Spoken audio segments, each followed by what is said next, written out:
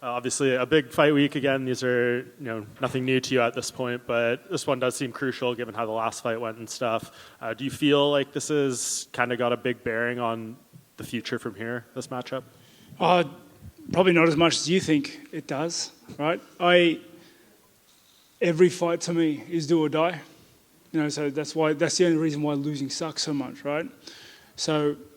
But we looked at a lot of things in the last prep, in the last fight, and the way I felt in the fight, some mentality surrounding it, and we made adjustments. And they're going to pay dividends on Saturday. Yeah, you've obviously experienced defeat before and setbacks, and you've always been able to kind of recalibrate. But as you kind of just explained there, you looked into the things. Was there stuff that you were maybe overlooking and feeling like, hey, this seemed like it was right until it was proven wrong? Not really.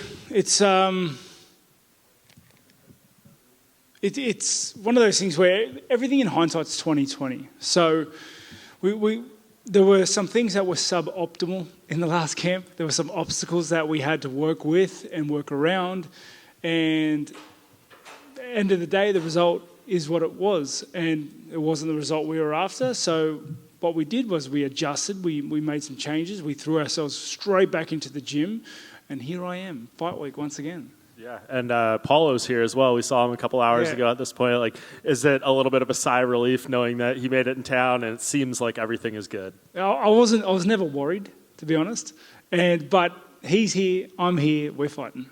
Yeah, and how do you think this plays out? I mean, you've obviously had multiple opportunities to think about it. I don't know if the game plan or the approach has evolved over time, but as you go in here, like, what do you kind of make of him and assess this matchup? He's a great fighter. He's been in the conversation of the top 10 forever. Like, he's a good fighter. He's a power puncher. He pushes forward. He likes controlling and dictating the fight through that way. But I don't think he's encountered anyone like me. I don't think anyone has until they come up against me. And, mate, I've done everything I've ticked every box. I've crossed every T. I've dotted every I in the last few months leading up to this fight. So I'm going into this fight just cocked and ready. Yeah, and obviously it's got a lot of stakes too. I mean, I think a middleweight fight has headlined every card so far this year, and now you guys are the co-main event, a lot of important results and stuff. Where do you think this factors into, I guess, the overall hierarchy of the middleweight division? The middleweight division's moving. It's moving a lot. There's a lot of fluidity in it, and it's rife with opportunity. Winning opens doors. More so now than ever.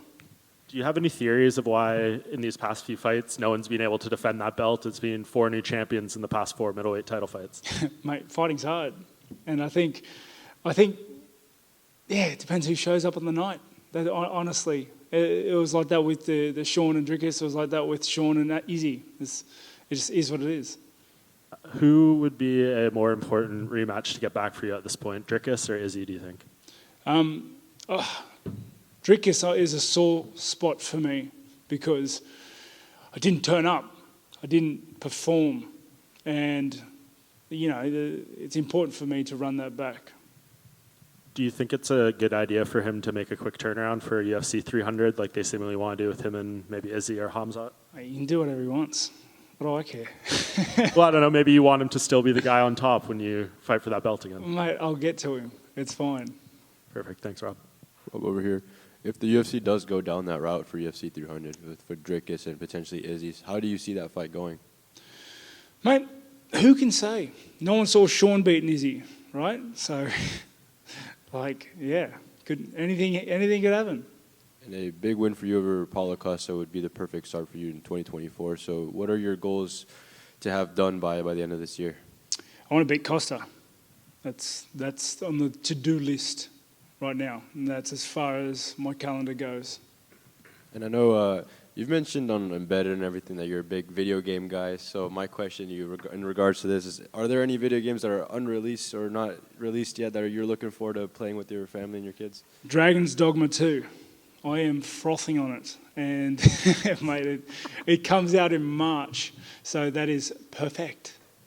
Awesome. Good little post-fight treat for you then if that happens. But obviously Australian MMA has grown exponentially throughout the years. But what do you think needs to happen for Australia to kind of shift gears into a higher level in terms of MMA and the continuous growth of the sport out there? Can you say where? Sorry. Like, what do you think needs to happen for the Australian MMA scene to keep growing more than what it already is? Mate, have you seen the trajectory of Australian mixed martial arts? Like it is growing at a rate. It's got to be one of the fastest growing countries at the moment for mixed martial arts. I think it's going. You know what I mean? I don't think there's anything that needs to be done because, like at home, it seems like an MMA gym is popping up on every corner just about, and we're having more and more MMA New Zealand athletes come out of the area. So, mate, whatever we're doing, keep doing it. Fellow Australian Volkanovski's headlining this card, so how do you see his fight going? Mate, I understand Tapori's like he's a demon in the division. You know, he's a nightmare for a lot of people. But I think it'd be very hard to bet against Volk. Like Volk's probably the best featherweight to ever do it. He's sensational. If anyone's gonna back up, it's gonna be him. Thank you.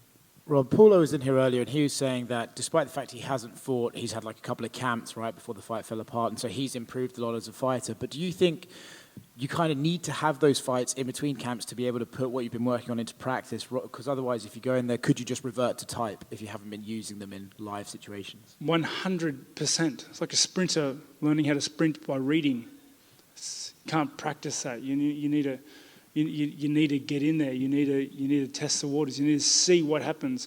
Like, as much as I hate the way the fight played out with Dricus, I learnt a lot from it.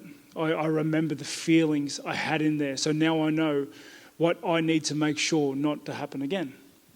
Was that a unique experience, the Dricus fight? Had you ever experienced something similar to that previously and you sort of felt, oh, I recognise this? Or was it just completely like, oh, shit, I'm not firing when I should be and so on? It was different. I'll leave it at that.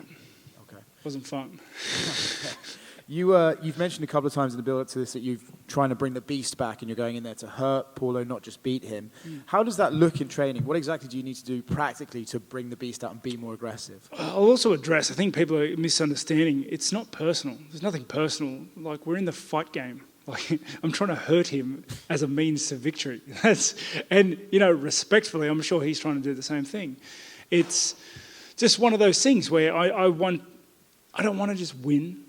I want to finish him. I want to get in there and I want to finish him. I want to put all the work that I've spent months doing and grinding it and bleeding and sweating for to action.